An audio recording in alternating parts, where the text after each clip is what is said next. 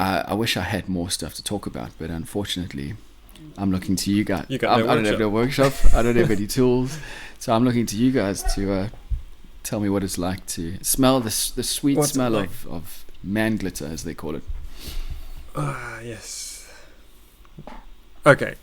Today, was it today? What's today? Tuesday. Yep.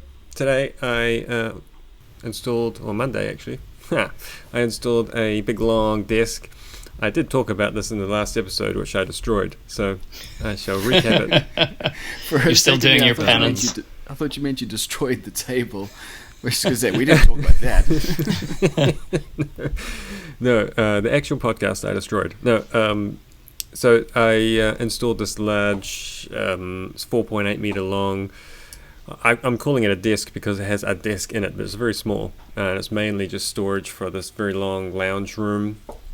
And so that was interesting because it's bloody heavy, and we ended up it had big tall skirting boards on the wall, and we had to end up taking the skirting board right off, trimming it down so the desk unit could kind of sit on the skirting to kind of help with managing some of the weight, and then ended up having to rescribe the skirting to the floor, and then could kind of sit my units on the skirting and then screw it back to the studs, and she was pretty good. But sweet. That was an interesting job being such a long unit. It looked massive in the workshop until we kind of got it in the room, and it looked perfect. So it was good. Cool. Clients were happy. Any progress on workshop? Don't mention the war. Doesn't sound like it. The only progress is that we are still scheduled for delivery in September, at the end of September. So getting closer. It's getting closer. So I'm actually kind of now thinking I have to seriously do some things. I've got to shift a water tank on site and get it in place before the actual steel arrives. So I've got to actually start doing some things. But the problem here is that it's rained for the last 33 days or something straight. Oh. And no one's doing any earthworks or anything. I need to get some drainage ditches dug and pipes put in, and it's just not going to happen. It's just mud city everywhere, so it could be a bit of a delay there. What's it like? And I've got to say, up in Melbourne, Brian, you're getting a lot of wet weather, aren't you? We've been pretty lucky, to be honest. It's been a little bit wet the last week, but overall, like autumn and winter were pretty good compared to the rest of Australia. Yeah, well, I just keep hearing from people that Hobart or Tasmania in general is having one of the wettest winters. Since I've moved here, we have not had more than 4 days. Well, 4 dry days. You haven't had more than 4 dry days? 4 dry days, in a row. Right, okay. Yeah, right. That's how much it rains here. It's unbelievable. Here.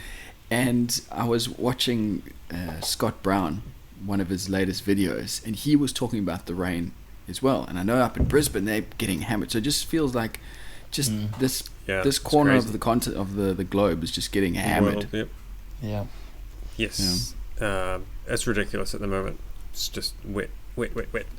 But yeah, otherwise, I've been having to shuffle around my jobs completely, doing this whole week swaps with some of the weather has delayed some things with other building sites, and so my install dates have been pushed all around, and so I'm swapping weeks with other weeks and trying to swap clients around to make sure that we can actually do what we have to do on the time that's meant to happen. And so that's just a bit of a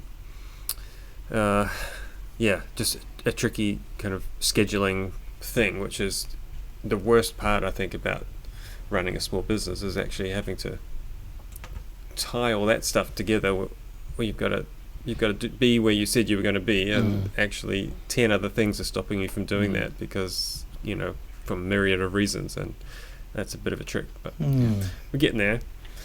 So yeah, I've been busy with a lot of paperwork, really, other than making a few more boxes. But what have you been doing, Brian? All right, what have I been up to the last month? I did the knife making course with Cutthroat that I went into great detail in the Phantom episode. Not going to let this go. So thanks to Aidan up at Cutthroat. Thoroughly recommend the classes. Absolutely brilliant. A real challenge as well, and it's nice to do something different. I haven't really done much sort of personal development in terms of learning to make things. You know, I just usually try to work things out for myself, so to actually be taught something is really nice. Done that. I had an open day as part of Melbourne Open House this weekend, so that was pretty cool. First time I've had like groups of people through my workshop since 2019, really. So it was nice to see some. As in someone coming to look at taking over? Well, open house is it's just a program run, loads of architects, different buildings. Like a real estate open day. Gotcha. Gotcha. Nah. So just to visit the site and have a chat. So that was good. Probably had about... You get a few people Yeah, through? it was a pretty stinky... Talking about the weather, it was pretty stinky that day. So, but probably had about 150, 160 through the day. Wow. So yeah, it was That's decent. It was good. And yeah, some old faces, some new faces. Cool. I've also started doing my teaching gig on Thursday nights at the Victorian Woodworkers, which has been going well. So, and what else? Oh yeah, my rite of passage, getting food poisoning from Bunnings. Yeah. From a sausage sizzle. Yes. So, but yeah, it's been busy. It's been busy. Like all the worries that we had about the rising interest rates, which are obviously going to continue to go up. I've actually probably got more work on now than I've ever had on. Awesome. That's so good to hear. It's manageable, but it's sort of booked in long term, sort of some 3 to 4 month lead times. So yeah, it's good. It's a little stressful when you've got such a long, you know, it's like on one hand it's comforting, and then on the other hand you're like, shit, nothing can go wrong for these timelines to work Precisely. And obviously baby due in November. So yeah, that's a pretty hard deadline right there. So just trying to get everything working around that. But yeah, it's been really good. But so I'm excited about our guest tonight. Yeah. So before we get to our guest, I just want to mention to everyone who's listening who isn't aware, we do have a Instagram account now that Bryan is managing. So if there's anything wrong, blame Bryan. So thank you for that, Bryan. That's awesome. And one of the goals of that is if you've got any comments or feedback on the show, or if there's any questions you want to ask us, that's where it's going to be. So when this episode comes out, there will be a post on Instagram. Keep it out there, and we welcome any feedback, as long as it's positive, of course. So with that in mind, let's I'm going to introduce our guest. Bryan, you mentioned the first person from South Australia. I believe so, yeah. I don't think we've had any Southies in. I think you're right. So James Howe, welcome to the show as our first South Australian woodworker and designer. And on that note, I really want to touch on something, a little video post that you put up on Instagram, which we'll get into hopefully in the show. But welcome to the show. It's great to have you on. Thank you very much. Really good to be here. So a good place for everyone listening who doesn't know you. How did you get into this gig? Yeah, good question. So I was because it was somewhat unusual, I suppose, because I just kind of fell into it in a lot of ways. I was a journalist for around about 7 years, and then just basically got a sudden interest in furniture out of the blue. And a few opportunities arose, and thank God I decided to kind of pursue them as they came up. And, I'm sure you guys know what it's like. One thing leads to another, and next minute you're making furniture for a living, so... That's long story short. How long ago was that, James? When? So that was back in. I think that was. I struggle a little with dates, so you're going to have to bear with me. But I think that was back in 2015 that this thing kind of kicked off. Okay. So. I never had any real interest in furniture prior. It was just a thing that really just emerged as my wife and I were trying to shop for stuff for the house that we bought in Port Noarlunga. And we needed some, stuff to sit on and fill house with. You're like, oh, I can make that for cheaper and then than that. it was kind of, we started getting interested, I guess. You know, we'd go to antique stores and started off buying these hideous kind of mahogany kind of dining tables and stuff. And then gradually, I guess, you know, when you interact with something for the first time, you don't really have any taste, you know. It's something that grows and builds. And I guess so we kind of experienced going through that process of starting to develop a taste and a preference, and then just I guess leading up to the moment where I got my mind just completely blown by the work of Borge Mogensen, who was a Danish furniture designer. You guys have probably heard of him. And he designed a lot of pieces. He was really prolific, but one of his pieces was the J39 chair, which was a fairly simple wooden chair with a curved backrest. I think it was modelled on shaker furniture, and it was typically made with a woven Danish cord seat. And I'm not sure if I'd ever seen such simple kind of beautiful refined furniture, but if I hadn't taken it in. But in that moment I was just primed, I guess, to, I don't know, just kind of had my mind blown, I guess, if that makes sense. And it was that moment that kicked off my obsession, I suppose. And yeah, started messing around with designing furniture, and you know, as I say, I had some opportunities come my way and pursued those. So yeah, sorry, Joey. Briefly, how do you go from pen and paper to workshop full of tools? Yeah, so stuff? Well, to be honest, at the start I didn't really even have pen and paper. I would I would rock up to I was blessed to have a couple of friends with you know, quite impressive skills in one. My best mate Pete is a very skilled metal worker, and another friend of mine, Joel Wright, is a woodworker. And so I basically just hit those guys up with a bit of a mental concept, and then stood alongside them in the furniture in their workshops while they kind of fabricated the stuff that I wanted made. And it, you know, they were very patient guys, and I was able to get my ideas across, I guess, more efficiently than you would imagine in some ways, and less efficiently than would be desirable, I suppose. But long story short, I guess, you know, we managed to get the job done for a few pieces at the start. And then, and then so now following on from that,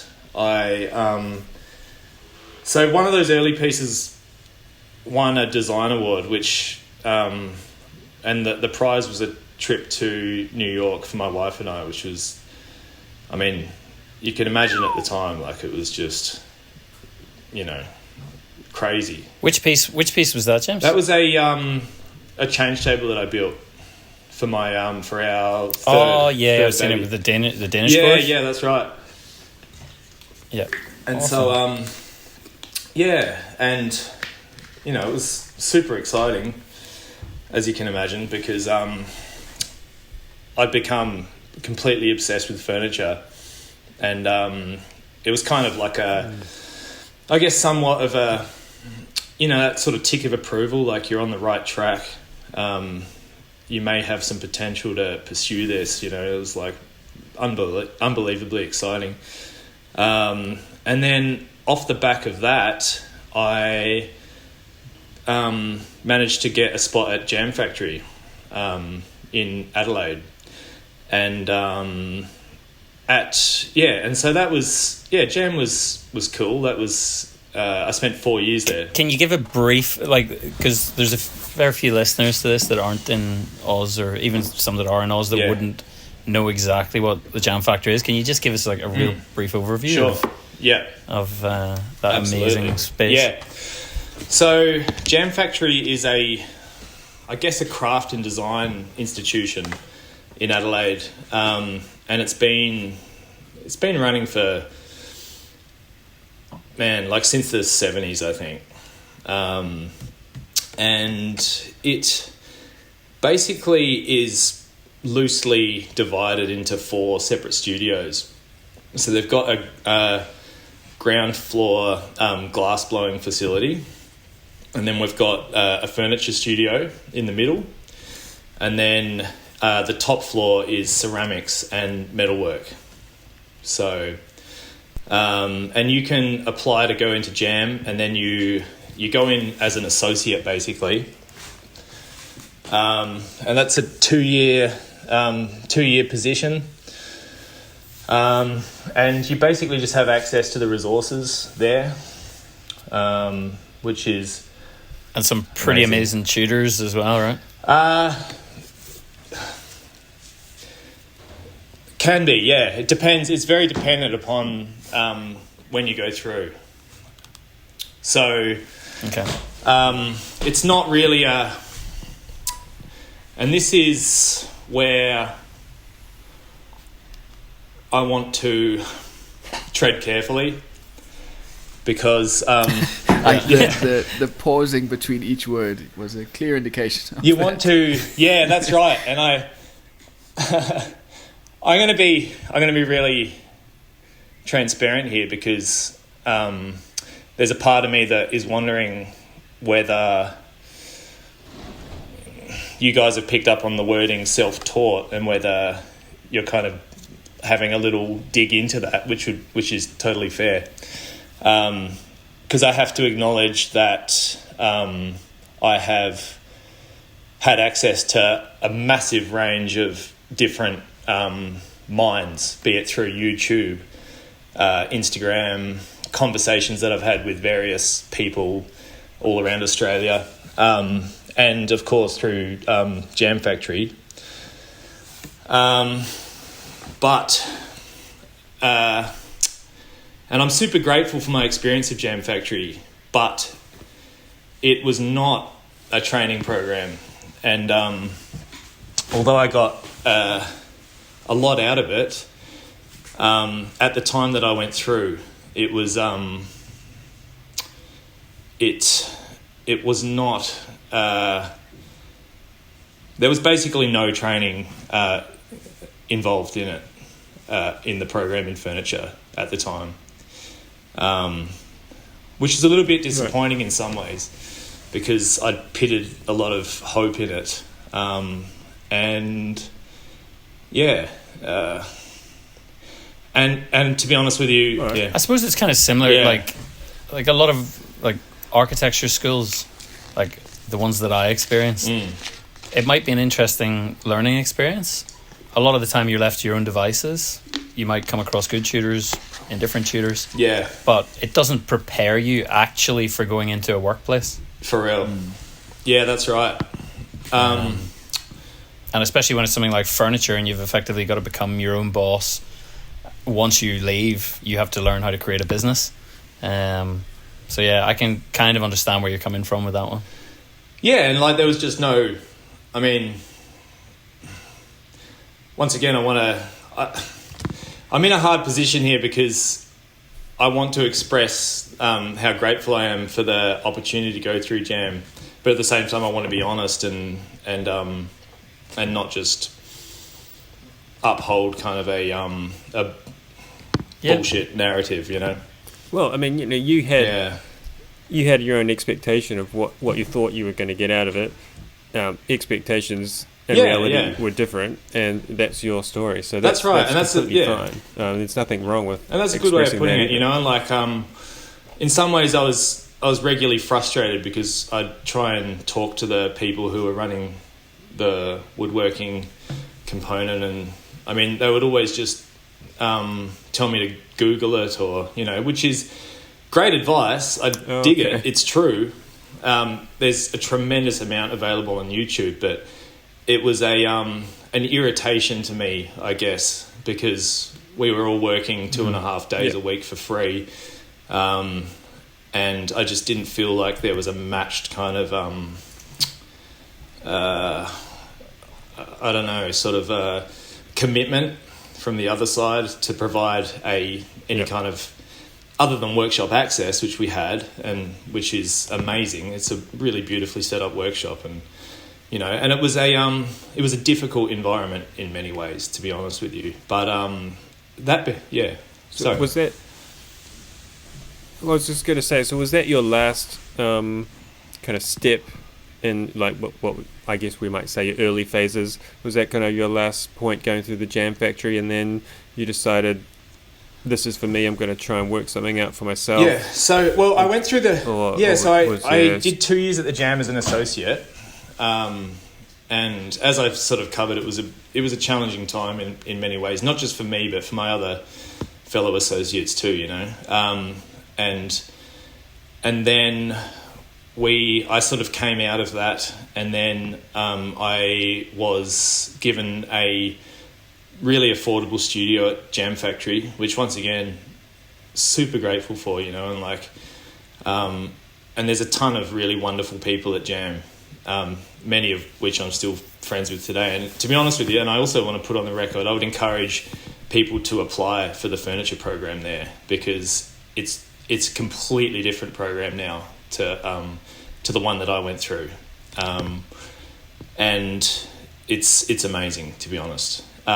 Anyway, I was given a chance to have a studio there for 2 years, and then I left Jam Factory after 4 years, and I started up at a furniture designer and extraordinary maker, actually, called Grey Hawk in Edwardstown, and I spent 2 years there. And I learned a lot of Grey, and just kind of, once again, mostly just through sort of rubbing shoulders with him, and some of the other people in the workshop, and sort of observing what they do. So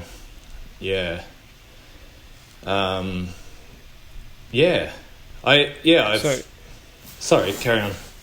No, you're right.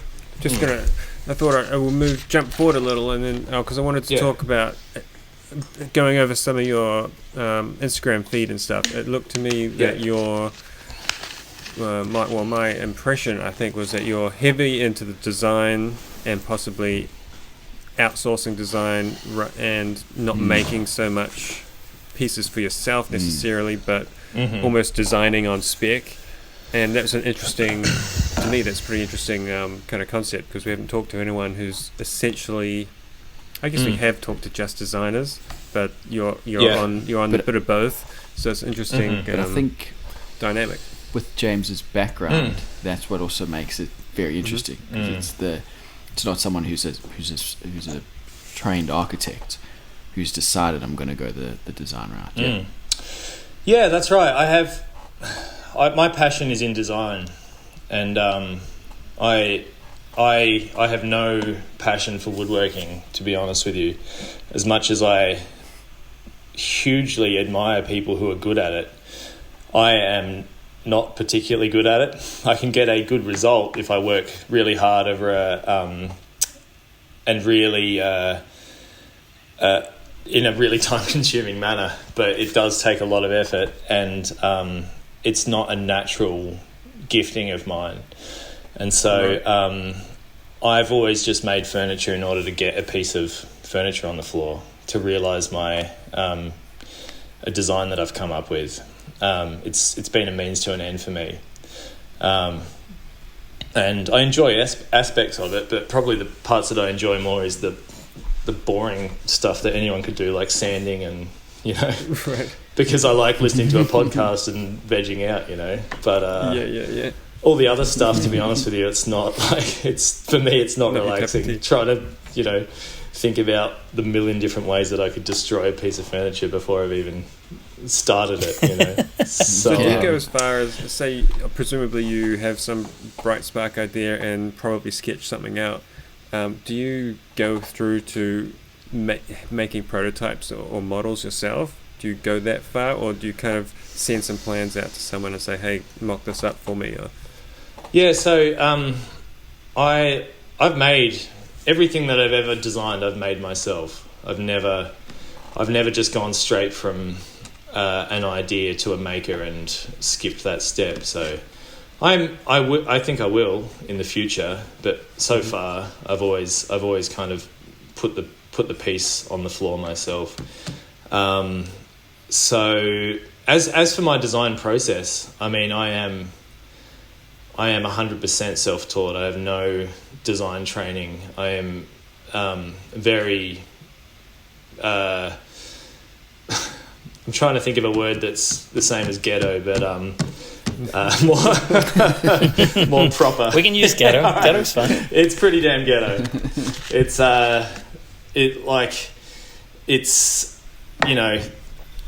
It's so funny though. Like the word ghetto does not associate with what other people see in your furniture. Yeah. It's so that's it's right. so They don't polished. see the chaos, But you guys can probably relate to that, can't you? Like everyone sees the beautiful finished piece at the end, and you don't read the bloody heartache that is part of the story. That's a really good. That's a good point because for me, if I've got a nice polished, finished piece of furniture, it's only been in my workshop in that state for one day, and then it's gone. It's never there again. And it's been in pieces and 1,000 pieces for months probably. And suddenly that's right. one day it's finished, and then it's gone. And then it's like, see you later. But it's not only that; it's all the years of that experience to build up to that as well. That's quite comical when you look back at it. One of my earliest memories with a circular saw, so the first circular saw I bought, I had a piece of firewood on a concrete paver, and I stood on it with my foot, and I took the circular saw to cut it because I didn't know I had no concept of circular motion in a saw, and it was probably the most dangerous thing I've ever done. But I always look back at that and think, now I can steam bend timber and build a chair, and that's where it could have gone very differently, but that's where it started. It's amazing. I have a similar experience. It's so funny you say that because it really brings this one to mind for me, which is we burnt the very first night my wife and I moved into the house that we live in now. We had tea light candles because we didn't have power on yet, and we had them lined up on the bench top, and one burnt down too low and burnt a brown mark on it's like a nice kind of birch bench top or something. And I tried to sand it out, and I sanded against the grain. And I'm thinking back now, it's like, what the hell were you thinking? Like, it's like a different 50-50. universe. You could have gone either way. Yeah, could have gone either way, but oh mate, it was like perpendicular to the freaking direction of the grain. It's like mind-boggling now, but yeah, it's funny. But clearly, looking at your work, James, like materials are something that excite you, like the combination of different materials and working with new materials. Yeah, 100%. Yeah, I love that.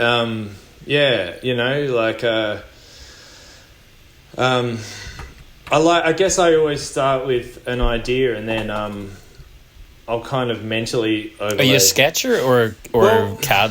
Are you a sketcher or CAD modeler? To be honest, I'm pretty shoddy at both. Brian, I'm learning CAD, which has been really cool. Actually, I've just been learning SketchUp, and that's been huge in some ways, because for the first time I can explore things in 3 dimensions relatively easily. The ability to make changes is a pro and a con, because it sort of opens the door to a sort of perfectionism that wasn't there prior, at least in terms of like dabbling with minor details, and that's a trap that I find myself falling into, That's a trap with, I think probably, well, for me that's a trap with SketchUp as well. Suddenly that you've drawn something exactly to scale, and then I could just tweak this little thing here and this thing here, and it doesn't need to be there because no one's ever going to see it. You might not even make it that way, but you spend time adjusting the drawings, and it just adds time that you shouldn't put into it really. But that's you right, develop it exactly in the building building process. Yeah, that's where you could put the time. Yeah, 100%. Yeah. I find myself I've had to develop some philosophies around how to use it, which is to ask yourself, am I doing this just to satisfy some arbitrary need within myself to get this looking right, or will this actually serve the end product? You know, it's a really valuable question to ask, isn't it? Sometimes. And if it's just about you being like just going OCD on yourself, then it's probably time to put the bloody mouse pad down. Yeah. The first piece of yours, I think I met you in Hobart, didn't I? At the Clarence Prize. Back in the Clarence, that's right. 17 or 2016, 2017, somewhere in there. And that was when... I reckon it was 17, 17, was it? That was when the Rush Cutters bench had first come out. Is that right? Yeah, so I was in the Clarence. I did do the Rush Cutters bench in that year, but it was for something else, I think, in the Clarence. That was for a different piece. But then the Rush Cutters got shortlisted for that Australian Furniture Award. Yeah, that's right. And you're in that too, Bryan. Yeah. I wasn't actually, no. I went to the awards night and the talk, but I didn't actually submit a piece for it that year. I didn't get it in time. But yeah, that was the first time I think I saw your Rush Cutters. But tell us how long does that take to weave? So the first time it took forever. Yeah, as you can imagine. I was going to say. So I don't know, maybe like 30 hours or something. That's pretty good. And it's God knows. And the so it's obviously difficult to explain this on an audio medium, but steel bench, Danish cord, and it's got a seam down the middle, and you have steel members underneath that Danish cord weave, right? In the center? Yeah, that's right. Yeah, that's right. Yeah, because it's quite a long span, you know, like as you know, like if you're trying to maintain a slender profile and you've got that span, you're going to have some significant structural bracing there. So it's actually quite complex on the inside, the way it's been, the way it's all tricked out, and that's just evolved over the years. Like I've literally probably changed the style of it has remained the same, but the method of making has been refined over years. That's cool. So I love that. I love probably gone through like 5 or 6 tweaks like changes. That in pieces that a client would never ever know about, but only a furniture maker by sort of deconstructing it or would get a buzz out of it. It's fun, isn't it? It's kind of like a little Easter egg in there, you know. It's like Have you made structural changes over the years? I just wonder, because if you're anything like me, you wonder about pieces you made years ago, and you go, I wonder how that's going now that I now make it differently. And I should follow up with their clients. Actually, maybe I shouldn't follow up with their clients. Yeah, that's right. Well, a couple of things. Yeah, so I sleep soundly in regard to the Rush Cutters bench because that piece was originally engineered by my cousin Luke, who he's passed away sadly actually last year, but he was a structural engineer, and he gave it a structural engineer's what would you call it, like a solution. Like it was heavily engineered, and I just took his word for it, made it. It had 3 lengths of RHS down the middle, and it must have weighed probably about, I don't know, like 70 kilograms or something. And I was just like, I sat down on it and it just didn't even flex. Like there was no deflection at all over a 1.8 meter span between the legs. And I just sort of thought, yeah, all right, it's maybe a little bit overkill. So I've reduced that down a fair bit. So yeah, the first one was like pretty well bomb-proof. And later iterations have become more sort of a little bit more of a compromise there, but in terms of errors that I've made, 100%. Like the first J5 cabinet that I made, shudder to think now, you know, I don't know what I was thinking, but it didn't have a rail. Like it just had legs stuck to this carcass, you know, and so the thing would just, you know, flex, and if you if you put it on different ground, it would flex in, you know, and the doors wouldn't open all of a sudden and so on. But that's just, you just, as I say, like I didn't, I wasn't, I didn't have any training or whatever, and I was just kind of figuring it out as I went, but it sort of ended up pulling together, so added a rail and bit of an undercarriage, which is sort of hidden under the piece, so yeah. Just jumping around a bit, going back to you were saying how you entered that design competition with that piece. The motivation to get to that, to enter that, and I guess how you found that. Could you just walk us through? Because I know there's a lot of people listening to the show who would be a bit nervous about entering a competition, but it seems like it's a fairly common thread for a lot of the people we have on the show. This is where they make their start. So what led you to that, and how did you find it? Yeah. Sorry, Robin. Were we talking about the first design award or the first one I entered? The one where you went off to New York. Yeah. Okay, so that's now that one. So just to rewind a little bit, my wife was pregnant with our third, and we'd lived in student accommodation prior, basically. The first one was born in England when we were. My wife was studying over there. She was doing a PhD. We're in a tiny little one-bedroom apartment in Oxford, and then the second one was born while we were kind of like couch surfing back in Adelaide, basically, which was wild, not on the couch in a hospital, but I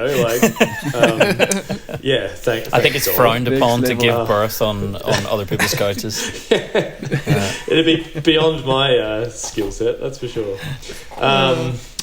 So she just went gangbusters on the nursery setup, because finally we had a house and she was ready to go, and so she started looking for furniture online, and she couldn't find anything that she particularly liked, and so she said, "Oh, why don't you have a shot at making something?" And I was very resistant to the idea, I must say, but then she's kind of she's very good at she can be quite forceful, when she gets an idea in mind. And she's always been really good at pulling... Oh, she is. And she's always been really good at pulling my potential out of me, She was the one who twisted my arm to go to university to study journalism, I'd never even finished school or anything, and, and so, I kind of gave in and started thinking about these ideas, and it was just hugely exciting. I got really wrapped up in the process of designing this stuff, and then I, as I said, I kind of got some friends to help me. We got them made, put them on the floor, and everything was going great. And then she just saw an ad for the design award in a magazine, basically.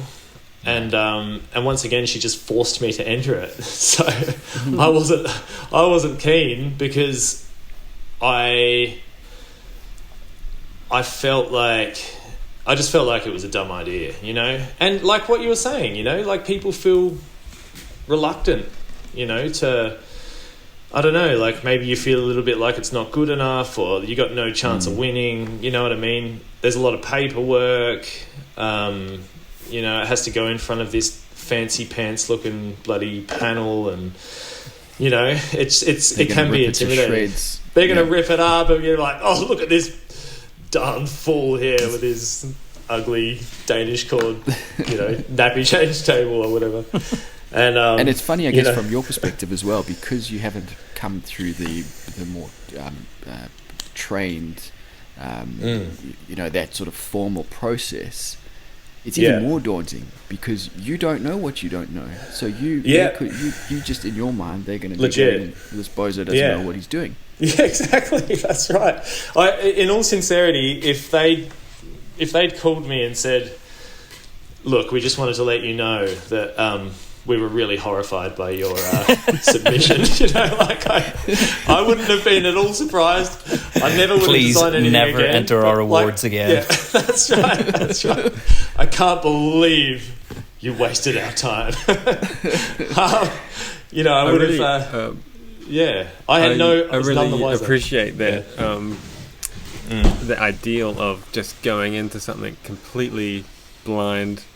I really like the idea of, one kind of.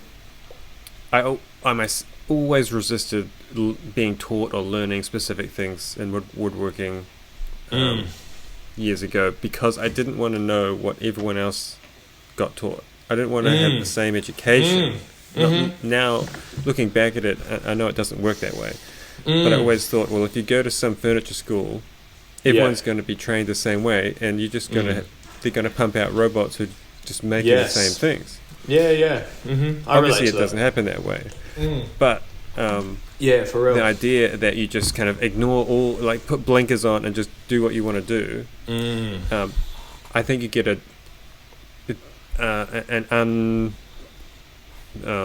kind of washed design aspect, unfiltered, But the problem with it is that you end up making silly mistakes that if you had just gone to a school, I know. You go, God, I could have actually built that properly. But I agree. I've got this design anyway, so it's strange. It's a funny thing, Joey. I completely agree, and like I feel like I've been reading a book called The Practice by Seth Godin lately, and I feel like he's been challenging me on some of these ideas, because I've always had a funny relationship with like what he refers to as the muse, which he says doesn't exist, which I agree with, by the way. But you can have this superstitious kind of idea that there's this like creative thing that's very fragile and like you can't mess with it, and if you do education or training, it's going to like screw it all up, and you just get these funny little superstitious sort of notions. And what he encourages people to do is to look at the damn thing and just to stop operating out of a paradigm of fear like that, and to just have the courage to get a damn education, and to to whatever, go to woodworking school, like to try writing a poem every day, to not just wait for inspiration to strike, but to actually make it practice, So yeah, that's your kind inspiration of is actually your practice of the task, and you kind of end up creating, you create your own inspiration just by trying to do something, 100%. Getting out of your comfort zone. Completely agree. Yeah, and if you do create a practice that has a formal kind of timeline and repetition, say it's daily, weekly, whatever, what I've found is that you can avoid that trap of falling off the inspiration wagon for sometimes weeks or months or even years, like you can be like, oh man, I haven't had a good idea for bloody 3 years, well, maybe that's because you haven't been making anything, you haven't been sitting down and opening your sketchbook and saying today's the day I'm going to design a piece of furniture, Yeah, flexing that muscle. Yeah, absolutely. And tell us, what's the current setup with you've moved into a new workshop, have you? That's the plan. It's funny, I was listening to you talking about was it you, Robin? You, Joey, was it? Talking about the new workshop. In the process of building, yeah. In the process of building, yeah. Mm-hmm. Yeah, so I've got a room in an old cheese factory in Maiponga, which is a town on the coast south of Adelaide. I'm already kind of south of Adelaide. I'm on the coast myself, but it's sort of another 25 minutes further. And it is, it's rough. It hasn't been touched for probably about maybe 40 years. I don't know. Oh, wow. It's really, it's bare bones. But it's kind of what I wanted as well, because it hasn't had anyone else's work done on it, So it's got that blank slate kind of feel to it that is really kind of appealing. Yeah. Was that like you, Brian, when you moved into the munitions factory? Yeah. Pretty similar. 30 years derelict or something, and just bare bones. I love something. I'm not a big heritage architecty person. Like, I did a bit of heritage work when I was in architecture, but there's something about having a workshop in a building that has memories in it rather than. I mean, eventually I probably will have to move into like a tilt-up concrete shed, but there's just something. Yeah, I don't know. And again, I'm not sort of spiritually about ghosts or anything like that, but just the memories that have been imbued in that building, I find it to be quite an inspiring space to work in. 100%. Yeah, when something's been built in a time when everything was made by hand, those memories are kind of like inscribed in the very materials that the thing is like, made out of. On my way in and out of the workshop, so my workshop's all just timber frame with corrugated cladding on it. But the big bluestone wall of the main magazine, the corner detail on it, that apparently they created a jig to do it, but it is the most beautifully cut piece of stone, of bluestone, and it was 150 years ago, 140 years ago, and it's still perfect. Yeah, and you think about the person who had to sit down to work out how to make that jig, and the amount of time that they spent on it. And then 140 years later, it's still showing. So it's small little details like that I personally take a lot of inspiration out of. Me too, man. So when's... Yeah, I'm huge. Stonemasonry for me is huge. Yeah, sorry. So what's the plan with the cheese factory? Does it need a whole fit out to it? Or is there a good floor? And is it insulated? So it's like... all of that. Yeah, the floor is concrete, and it's like it's got these old what would you call it, pedestals for machines, which still protrude up into the air. And so I'm going to get in, and I guess, I mean, I've got a 9-inch grinder, so I'll give that a go. If that fails, I'll get a demolition saw. Yeah. But I've requested, because I had no power, I've requested that the Sparky put a power point around the corner behind a door and a little floodlight so that I can just get in there and just spray water everywhere, pressure clean the walls, just just really get the place wet and, clean, I guess. Are you the only tenant in there? No, so the building is quite large, and the middle part has been occupied by a market, like a weekly... In fact, I think they're even in there every day. Mostly old ladies, to be honest. I mean, I get the sense they've been doing it for like the last 5 decades, just selling like little trinkets, antiques and books and stuff. And the place is owned by a retired... He's just retired, actually, a retired GP, and he's really passionate about the building. Which I love, because we were just talking. I appreciate sort of these beautiful buildings a lot, and his driving force is to maintain the building as it is, not get it knocked down, which is what you just see happening everywhere in Adelaide at the moment, and to fill it with life, and so he's got a bunch of ideas. There's a really beautiful cafe that's set up in the front. The market's still going, but those ladies are kind of retiring, one by one. And the room that I'll be moving into is one of the side rooms. There's rooms everywhere, and some of them have these big ammonia baths, and it's a weird place. But mine is just me. Yeah, it'll just be me. So awesome. Cool. That sounds right up my alley. I'll have to come visit once you're all set up. Yeah, you must, mate. Yeah, it'd be great to have you, Brian. I'm really excited about it. It's it's funny, it's exactly what I wanted, and I just can't believe that it's come along, and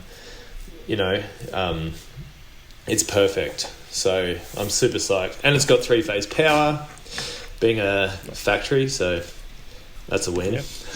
Happy days. Yeah.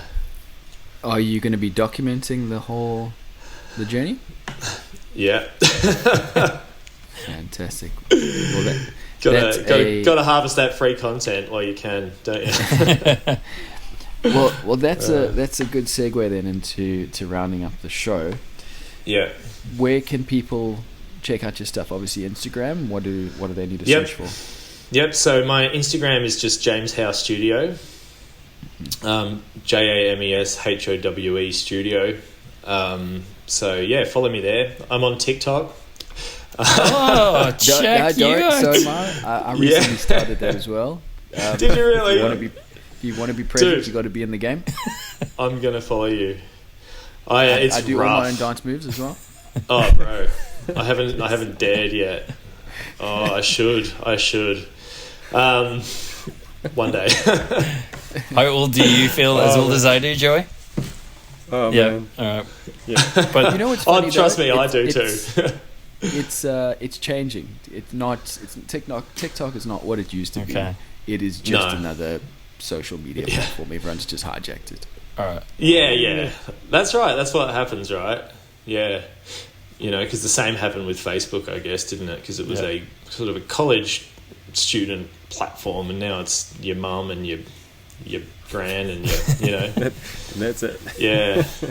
No, I'd say give James's Instagram a look. It's a really refreshing account as well. Like, I love people that just talk honestly and openly, and it's not necessarily just Thanks, showing brother. work, but it's trying to get across your design ideas and yeah, your skateboarding skills. Thanks, mate. No, I'm happy to hear you say that, Brian, because you're actually an original inspiration for me to start talking into the camera, because you were like the only person that I followed who was actually doing it, and I was like, man, this guy's like, it's a different thing, you know what I mean? It's quite powerful. I feel like, to kind of just go for it and do it, and it was actually quite. What would you say? Quite an inspiration for me to start having a crack at it myself. Well, yeah, it's working. It's cool account. Thanks, man. Cheers, bro. Yeah. Cool. All right. Well, thanks for listening, everyone. And James, obviously, thanks so much for coming on the show. Really appreciate it. And we wish you all the best of luck with the Cheese Factory. Cheese Factory. Yeah. Thanks so much, guys. Yeah, really lovely chatting with you guys. All right. Excellent. Catch you later. All right. See you, everyone. All right, everyone. See you later. Bye. Bye. Cheers. Bye.